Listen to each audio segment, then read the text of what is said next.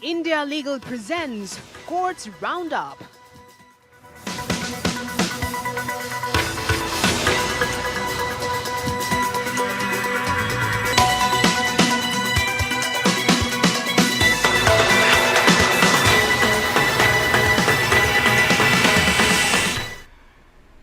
नमस्कार, courts roundup में आपका बहुत स्वागत है। मैं हूं आपके साथ नेहा दुबे। इस बुलेटिन में अगले आधे घंटे हम आपको कोर्ट से जुड़ी तमाम छोटी बड़ी खबरों से करवाएंगे रूबरू। कोर्ट की कार्रवाई और सुप्रीम कोर्ट से लेकर हाई कोर्ट और लो कोर्ट तक के फैसलों को रखेंगे आपके सामने। आइए शुरू करते हैं courts roundup. India Legal presents Courts Roundup.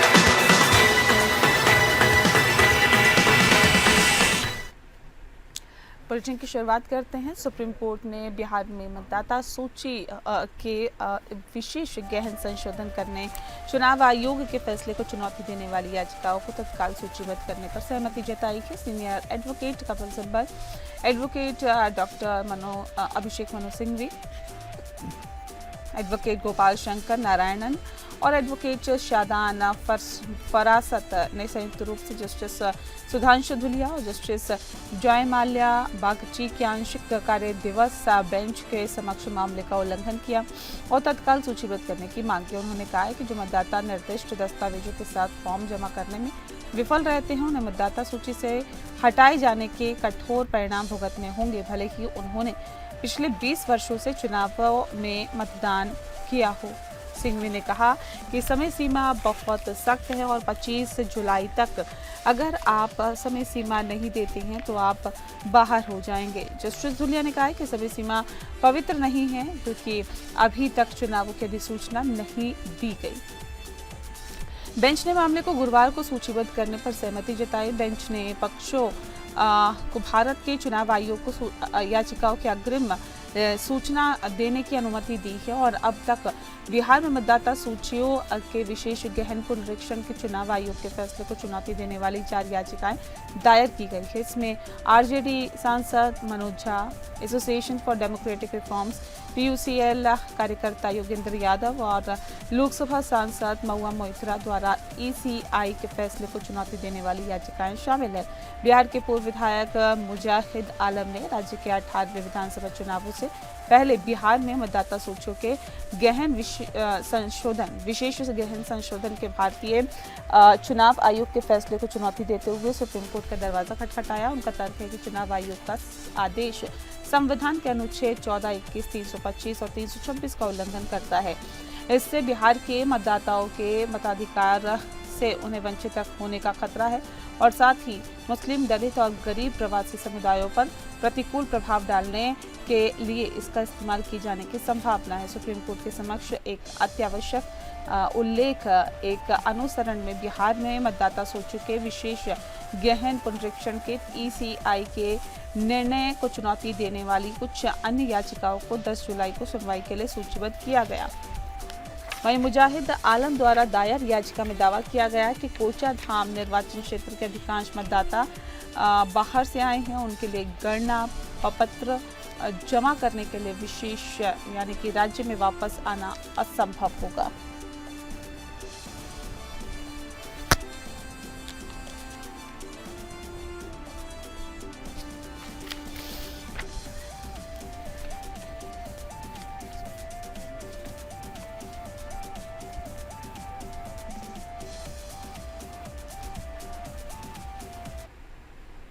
वहीं सुप्रीम कोर्ट ने हाल ही में एक महत्वपूर्ण निर्णय में स्पष्ट किया है कि उसका अप्रैल 21, 2025 का अंतरिम आदेश जिसमें फोनोग्राफिक परफॉर्मेंस लिमिटेड या पीपीएल और ज्योर हॉस्पिटैलिटी प्राइवेट लिमिटेड के बीच विवाद में एज्योर को पीपीएल को लाइसेंस शुल्क का भुगतान करने से रोक दिया गया था। केवल दोनों पक्षों के बीच लागू होगा, न कि तीसरे पक्षों के लिए।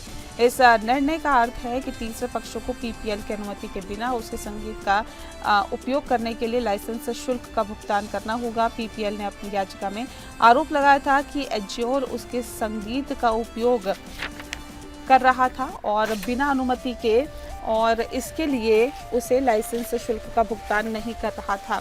मामले की पृष्ठभूमि पर नजर डालते हैं। पीपीएल की याचिका। पीपीएल में दिल्ली हाईकोर्ट में एज्योर के खिलाफ एक याचिका दायर की थी, जिसमें आरोप लगाया गया था कि एज्योर उसके संगीत का उपयोग कर रहा है बिना किसी अनुमति के।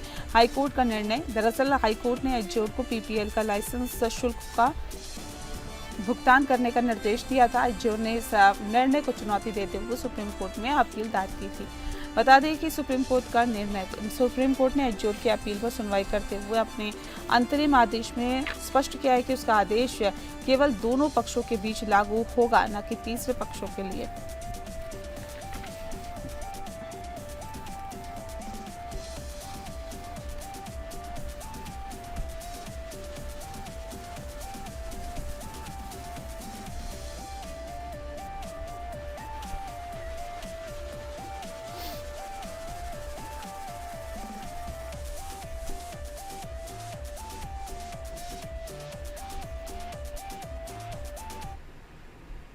अगली खबर का रुख करते हैं। कांग्रेस नेता पवन खेड़ा ने दिल्ली उच्च न्यायालय में बताते हैं आपको कि रिपब्लिक टीवी के प्रधान संपादक अर्नब गोस्वामी के खिलाफ एक याचिका दायर की। खेड़ा का आरोप है कि गोस्वामी ने अपने एक शो में कांग्रेस के बारे में अपमानजनक और देश के विरोधी टिप्पणी की है, जिसमें उन्होंने कहा है कि कांग्रेस राष्ट्र की दुश्मन है। अपमानजनक टिप्पणी। खेड़ा का आरोप है कि जो गोस्वामी की टिप्पणी अपमानजनक और देश विरोधी है, जो कांग्रेस पार्टी और उनके नेताओं की छवि को नुकसान पहुंचा सकती है। अब मीडिया की क्या जिम्मेदारी है? दरअसल खेड़ा ने यह भी तर्क दिया है कि मीडिया को जिम्मेदारी से काम करना चाहिए और किसी भी पार्टी या नेता के बारे में अपमानजनक टिप्पणी करनी नहीं चाहिए। नुकसान की भरपाई। जहां खेड़ा ने अदालत से गोस्वामी के खिलाफ कार्रवाई करने और भविष्य में ऐसी टिप्पणियों से बचने के लिए निर्देश देने का अनुरोध किया है।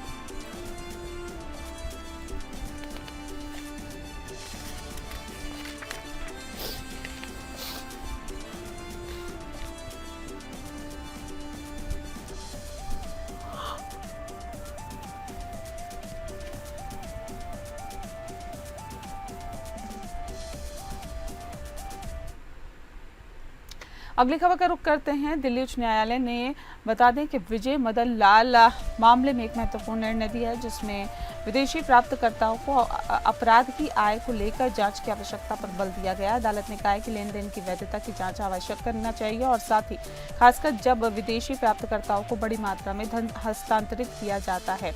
फैसले के मुख्य बिंदु कुछ इस तरह है। विदेशी लेन देन की जांच। दरअसल अदालत ने कहा है कि अपराध की आय को विदेशी प्राप्तकर्ताओं तक पहुंचाने वाले लेन देन की जांच करना आवश्यक है। लेन देन की वैधता। अदालत ने लेन देन की वैधता की जांच करने के महत्व पर बल दिया है, ताकि ये सुनिश्चित किया जा सके कि लेन देन जो है वो वैध या पारदर्शी है। अपराध की आय। अदालत ने अपराध की आय को लेकर जांच की आवश्यकता पर बल दिया है, ताकि सुनिश्चित किया जा सके कि अपराध से प्राप्त धन को उचित तरीके से उपयोग नहीं किया गया है। दरअसल ये निर्णय विदेशी लेन देन में पारदर्शिता और जवाबदेही को बढ़ावा देने में मदद कर सकता है। ये निर्णय अपराध की आय को लेकर जांच की आवश्यकता पर बल देता है, जो अपराध और भ्रष्टाचार के खिलाफ लड़ाई में मदद कर सकता है। दिल्ली उच्च न्यायालय का ये निर्णय अपराध और भ्रष्टाचार के खिलाफ लड़ाई में महत्वपूर्ण कदम हो सकता है और ये विदेशी लेन देन में पारदर्शिता और जवाबदेही को बढ़ावा देने में मदद कर सकता है।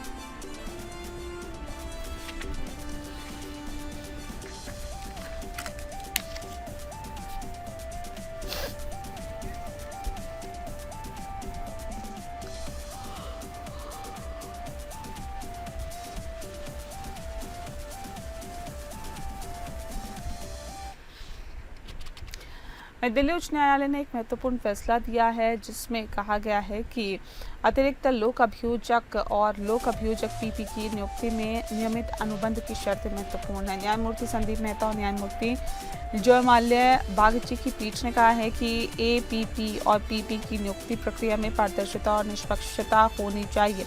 अनुबंध की शर्तें स्पष्ट और निष्पक्ष होनी चाहिए और नियुक्ति प्रक्रिया में किसी भी प्रकार की अनियमितता नहीं होनी चाहिए। नियमितीकरण की प्रक्रिया भी महत्वपूर्ण है, इसमें पारदर्शिता और निष्पक्षता होनी चाहिए। अदालत ने कहा कि निष्पक्षता और पारदर्शिता न्यायपालिका की स्वतंत्रता और निष्पक्षता के लिए आवश्यक है। याचिकाकर्ताओं को 20 जून 2014 को जिला मजिस्ट्रेट पुरुलिया ने असिस्टेंट पब्लिक प्रोसिक्यूटर जी आप बता दें आपको असिस्टेंट पब्लिक प्रोसिक्यूटर के रूप में अनुबंध पर नियुक्त किया था ताकि एक रिक्त पद को भरा जा सके और उसे प्रति पेशी 459 फीस तय की गई थी, जो कि अधिकतम 2 मामलों के लिए प्रतिदिन था। बाद में उसे रघुनाथपुर के न्यायिक मजिस्ट्रेट की अदालत में भी मामले सौंपे गए। तो उसने फीस वृद्धि की मांग की और सेवा नियमित करने के लिए राज्य प्रशासनिक न्यायाधिकरण यानी एसएटी में याचिका दाखिल की। ट्रिब्यूनल ने दिसंबर 2022 में उसकी याचिका स्वीकार कर ली थी, लेकिन न्याय विभाग ने जून 2023 में दावा खारिज कर दिया। फिर उसने दोबारा ट्रिब्यूनल में याचिका दायर की, लेकिन ट्रिब्यूनल ने दोहराया कि उसकी नियुक्ति केवल अनुबंध पर थी और नियमित पद पर नियुक्त व्यक्ति से समान वेतन के नियमितीकरण की मांग कानूनन टिकाऊ नहीं है। हाईकोर्ट ने यह भी दृष्टिकोण अपनाया है और कहा है कि याचिकाकर्ता फीस में वृद्धि की मांग के लिए सक्षम प्राधिकरण से अनुरोध कर सकता है। सुप्रीम कोर्ट ने हाईकोर्ट का निर्णय बरकरार रखा है।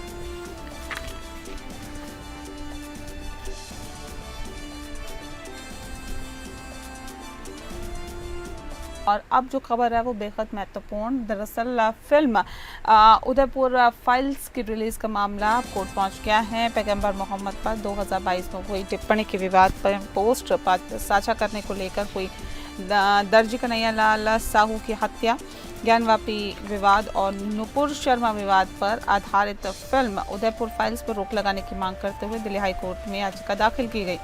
दिल्ली हाईकोर्ट में याचिका दाखिल कर जमीयत उलेमा हिंद के मौलाना अरशद मदनी ने फिल्म उदयपुर फाइल्स की रिलीज पर रोक लगाने की मांग की है। इसके अलावा याचिका में फिल्म उदयपुर फाइल्स के जारी किए गए ट्रेलर को सोशल मीडिया प्लेटफॉर्म से भी हटाए जाने की मांग की गई है। फिल्म उदयपुर फाइल्स देश और दुनिया में 4000 सिनेमाघरों में 11 जुलाई को रिलीज हो रही है।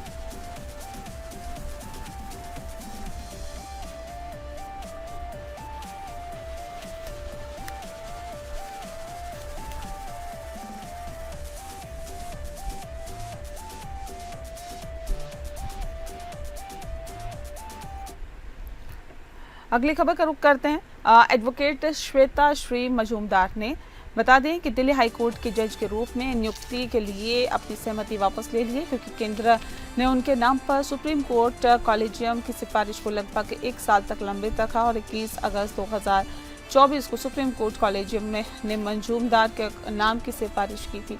लेकिन केंद्र सरकार ने 6 जनवरी 2025 को उसी प्रस्ताव में अनुशंसित अन्य 2 अधिवक्ताओं की नियुक्ति को मंजूरी दे दी, जबकि मजूमदार का नाम बिना किसी कारण के लंबित छोड़ दिया गया था।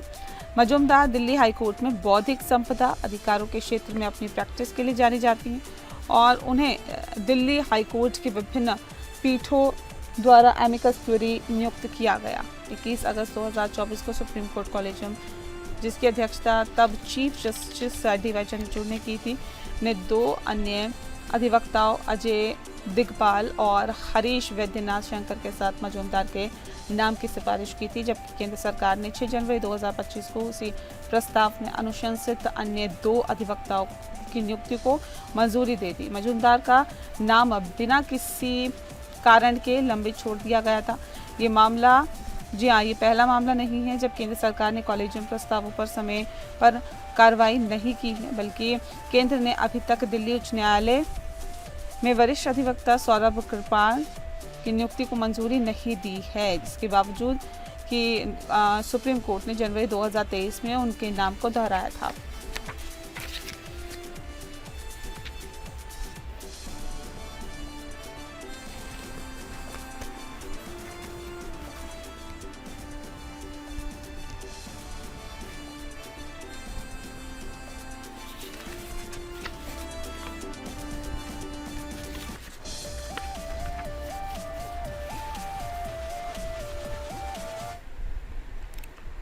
और अगली खबर का रुख करते हैं। अगली खबर बॉम्बे हाई कोर्ट से जुड़ी। बता दें आपको कि पूरा मामला दरअसल बॉम्बे न्यायालय ने बजाज राज ऑटो लिमिटेड और रिलायंस इंडस्ट्री लिमिटेड के मामलों में एक महत्वपूर्ण फैसला दिया है।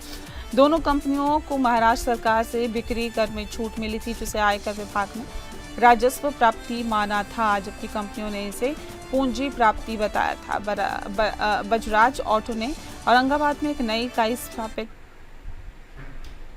स्थापित की थी और उसे 3 साल की बिक्री कर छूट मिली थी। रिलायंस इंडस्ट्री ने रायगढ़ में एक इकाई स्थापित की थी और उसे पूंजी निवेश पर सब्सिडी मिली थी। बता दें आपको कि न्यायालय ने कहा कि सब्सिडी का उद्देश्य पूंजी प्राप्ति को बढ़ावा देना था, न कि राजस्व प्राप्ति। न्यायालय ने कहा है कि सब्सिडी पूंजी व्यय से जुड़ी हुई थी, इसीलिए ये पूंजी प्राप्ति है, न कि राजस्व प्राप्ति। न्यायालय ने बलराज ऑटो के मामले में आयकर अपीलीय न्यायाधिकरण के निर्णय को रद्द कर दिया और सब्सिडी को पूंजी प्राप्ति माना है। न्यायालय ने रिलायंस इंडस्ट्री के मामले में आयकर अपीलीय न्यायाधिकरण के निर्णय को बरकरार रखा और सब्सिडी को पूंजी प्राप्ति माना। फैसले के मुख्य बिंदु कुछ इस प्रकार है। सब्सिडी का उद्देश्य उसकी प्रकृति को परिभाषित करता है। पूंजी प्राप्तियों पर आयकर नहीं लगता है। यदि सब्सिडी पूंजी व्यय से जुड़ी है तो ये गैर कर योग्य है। इस मामले पर ज़्यादा जानकारी देंगी इंडिया लीगल की रिसर्चर विहा पंचवानी। विहा, क्या जानकारी है आपके पास? नमस्ते। मैंने जो केस के बारे में रिसर्च की है वो बॉम्बे हाई कोर्ट के 2 टैक्स अपील पर बेस्ड है। Bajaj auto limited versus deputy commissioner of income tax. Number 2, commissioner of income tax versus Reliance industries limited. मुद्दा यह था, क्या महाराष्ट्र सरकार के sales tax initiatives capital receipt माने जाएं या रेवेन्यू रिसिप्ट्स।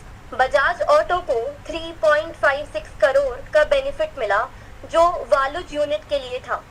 एओ और आईटीएटी ने इसे रेवेन्यू रिसिप्ट माना। रिलायंस इंडस्ट्री को पाताल गंगा यूनिट के लिए फिक्स्ड कैपिटल इन्वेस्टमेंट पर सब्सिडी मिली जो आईटीएटी ने कैपिटल रिसिप्ट माना। रेवेन्यू ने अपील की। कोर्ट ने ये देखा कि सब्सिडी का पर्पस डिसाइड करता है कि वो कैपिटल है या रेवेन्यू। यहाँ ऑब्जेक्टिव यह था कि इन्वेस्टमेंट एनकरेज करना था बैकवर्ड एरियाज के लिए। फाइनल डिसीजन ये लिया गया कि बजाज ऑटो के केस में सब्सिडी कैपिटल रिसिप्ट मानी गई, यानी कि नो टैक्स। रिलायंस केस में रेवेन्यू की अपील डिसमिस हुई, यानी कि सब्सिडी नॉन टैक्सेबल रहेगी। अगर सब्सिडी फिक्स्ड कैपिटल इन्वेस्टमेंट से लिंक्ड है तो वो कैपिटल रिसिप्ट होती है और अगर उस पे इनकम टैक्स नहीं लगता है। धन्यवाद। बहुत शुक्रिया आपका विभा, तमाम जानकारी हम तक पहुंचाने के लिए। और इसी के साथ फिलहाल इस बुलेटिन में इतना ही। नमस्कार। India Legal presents Courts Roundup.